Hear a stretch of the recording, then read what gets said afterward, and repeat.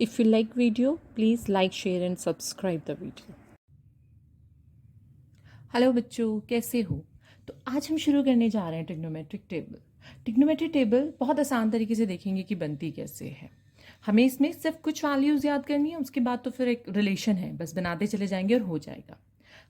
कौन कौन से एंगल्स होते हैं हमारे पास? 0 degree, 30 degree, 45 degree, 60 degree and 90 degree. उसके अलावा हमारे पास हमने 6 की 6 ट्रिग्नोमेट्रिक रेशियोज लिख ली हैं। सबसे पहले कितनी वैल्यूज हैं? ये 0 से स्टार्ट है। चलिए हम यहाँ लिख लेते हैं 0, 1, 2, 3 and 4। This is a single way to learn. 0, 1, 2, 3, 4 और सबको 4 से ही डिवाइड कर दीजिए और इन सबका अंडर रूट कैलकुलेट कर लेंगे। हम अंडर रूट ले लेते हैं इनको। ये एक तरीका होता है हमारी साइन की वैल्यूज कैलकुलेट करने का। Sine theta, it mean sine 0 degree, पहले कॉलम में क्या होगा? Sine 0 degree 0/4। क्या वैल्यू होगी 0/4 की? 0। उसके बाद 1/4, 1/4 की वैल्यू क्या हो जाएगी? अंडर रूट में है 1/2। 45 डिग्री इज 2/4, 2/4 की वैल्यू हो जाएगी 1/√2। Next 60 degree is √3/2 and 90 degree, sine of 90 degree is 1। That's it. सिर्फ ये वैल्यूज हमें ध्यान रखनी है, बाकी हम सब खुद से कैलकुलेट कर सकते हैं। कैसे कैलकुलेट करनी है? अब हमें पता है कॉस थीटा क्या होगा? Reverse of sine theta. Reverse means sine cos 0 is equal to sine 90। इसको हम यहाँ वैल्यू को यहाँ रख देंगे। Cos 30 is equal to sine 60। ये वैल्यू आ गई हमारे पास √3/2। नेक्स्ट वैल्यू हमारे पास आएगी 45। ये तो 45 डिग्री सेम रहेगी। अगली 1/2 और उससे अगली 0। ये हमारी कॉस थीटा की वैल्यू होगी। हमें पता है एक्चुअली एक रिलेशन होता है tan theta is equals to sin theta upon cos theta.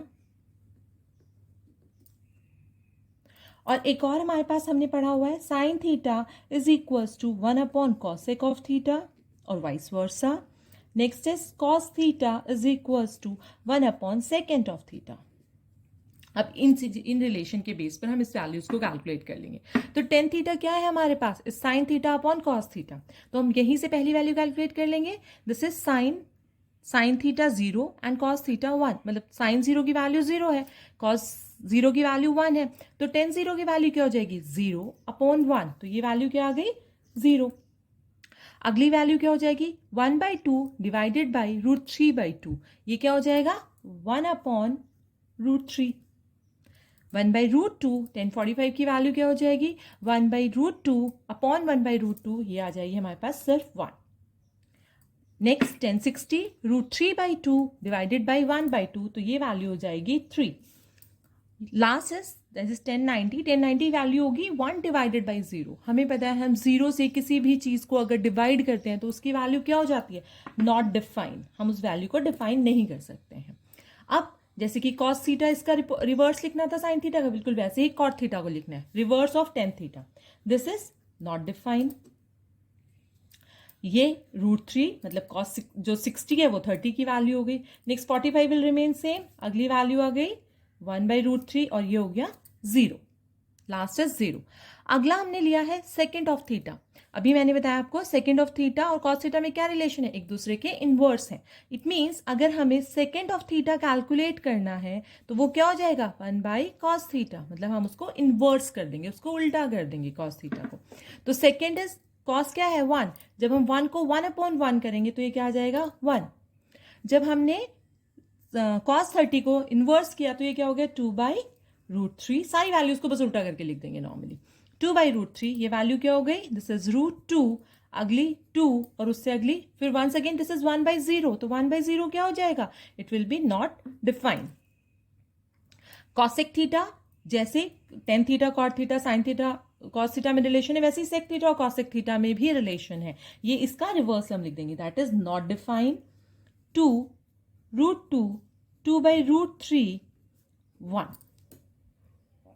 ये वाले हमारे पास एक ट्रिग्नोमेट्रिक टेबल आ गई। सिंपल ट्रिग्नोमेट्रिक टेबल है जिसमें कि हमने सिर्फ और सिर्फ साइन थीटा की वैल्यूज याद की हैं। और उन वैल्यूज को भी याद करने के लिए हमने क्या किया है? हमने एक फॉर्मेट लिख लिया, उस फॉर्मेट से हमने डिराइव कर ली पहली शुरू की values.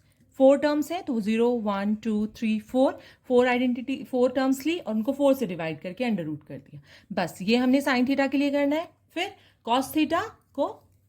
Cos theta inverse of sine theta, tan theta cot theta का इनवर्स हो गया और सेक थीटा कॉसेक थीटा का हो गया। और टेन थीटा हमने कैसे कैलकुलेट किया, is sign theta upon cos theta. और सेक थीटा हमने कैसे कैलकुलेट किया, sec theta is 1 by cos of theta. That's it. ये हमारी ट्रिग्नोमेट्रिक टेबल है, बहुत सिंपल है। इसको अगर आप एक बार ध्यान रख लोगे तो आपकी जो फर्दर एक्सरसाइजेज हैं, जो हमारी अगली 2 एक्सरसाइजेज हैं, उनमें क्लास 10th में वो समझनी बहुत ईजी हो जाएंगी।